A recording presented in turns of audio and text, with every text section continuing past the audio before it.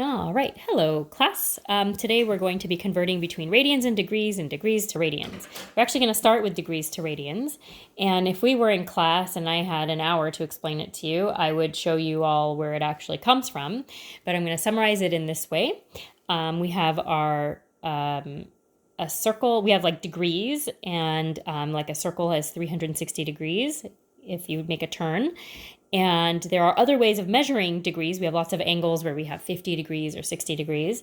And another way to measure angles is to use radians, and radians relate an angle to the circumference of a circle, basically to how far of the circle or what proportion of the circle the angle sweeps out. And you will learn all about this in pre-calculus. And so this is just kind of like a heads up. And so our method is that we're going to take whatever the degree measure is, and we're going to multiply it by pi over 180. And so I'm going to do a couple examples. Like, for example, if I want to know what 130 is in radians, I multiply it by pi over 180. And then I'm going to put that 30 over 1. And then you can just multiply straight across. And if you multiply straight across, you're going to get some fraction that then needs to be reduced. And so when I multiply that, I get 30 pi over 180. And then 30 and 180 actually can be reduced because they can both be divided by 30.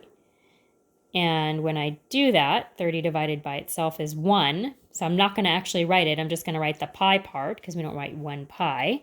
And 180 divided by 30 is 6. And so 30 degrees is the same as pi over 6.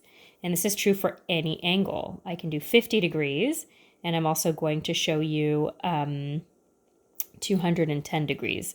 And so I can multiply that by pi over 180. And there's no trick to this. It's literally just exactly as you see it. And I get 50 pi over 180. And then I just have to think what number goes into 50 and 180. If you're not sure, you can always start with 2 or with 10. I know 10 goes into 50 and 10 goes into 180. And 50 divided by 10 is 5, and there's that pi. And 180 divided by 10 is 18. And then I check to see whether 5 and 18 have anything in common. And they don't, so I'm done.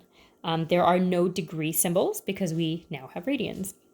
This is why I also really emphasized writing degree symbols, because if it doesn't have a degree symbol, then it is a radian. And they're not the same. And I wish we were in class so I could really show you the difference, but I can't do that here because I don't really have the technology to show it to you. Here I multiply, I get 210 over 180. And then I have to think about what numbers go into 210 and 180. And I know that I think 30 goes into 210 because it goes into 21, right? 3 goes into 21. And so 30 goes into 210. And if I divide that, 210 divided by 30 is 7. And 180 divided by 30 is 6. So I get 7 pi over 6, just like that. Now, if I want to go the other way, if I want to convert from radians to degrees, then I would want to undo that, and to undo multiplying by pi over 180, whatever the fraction is, right? I'm multiplying it. To undo that, I have to divide. Well, dividing by a fraction is the same as multiplying by the reciprocal. And so I'm going to take whatever the radian is, and I'm going to multiply it by that reciprocal, 180 over pi. These answers will have degree symbols because these answers are degrees. These answers up here are not degrees. They're radians, so they don't have degree symbols, but they do have pies, kind of like Thanksgiving. And these don't have pies, but do have degree symbols. So they're less tasty, but a little bit more familiar.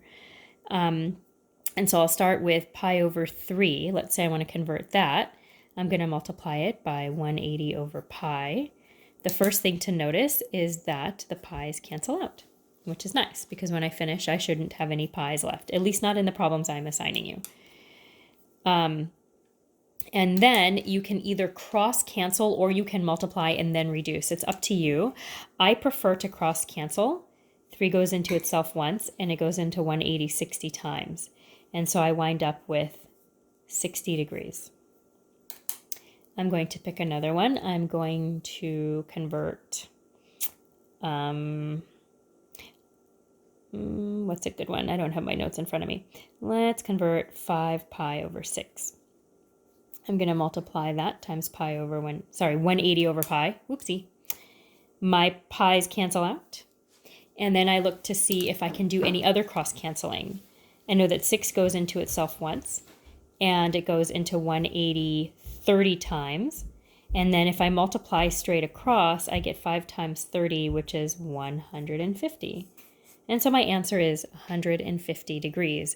It really doesn't matter whether you could also just multiply straight across and reduce. I don't like doing that because the numbers can get kind of big. So let me do one more. 5 pi over 4 times 180 over pi.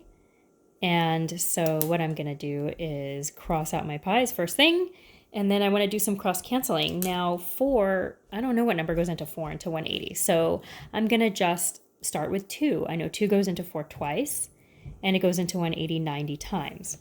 And then I think, does anything go into 2 and 90? Well, 2 does again. It goes into itself once, and it goes into 90 45 times. And so I'm left with 5 times 45. I'm going to work that out on the side, and that gives me 225 degrees. I want to remind you that if you have any questions, you can actually ask, either email me ahead of time, or you can ask when we meet on Thursday at 1, and I'll be there for that whole hour, 1 to 2, and you can just pop in and ask any questions that you have, any concerns that you have, and otherwise you can always email me. And if you need more resources, I can always try to find more resources for you. I hope this is helpful, and I really look forward to talking to all of you on Thursday. Have a great week.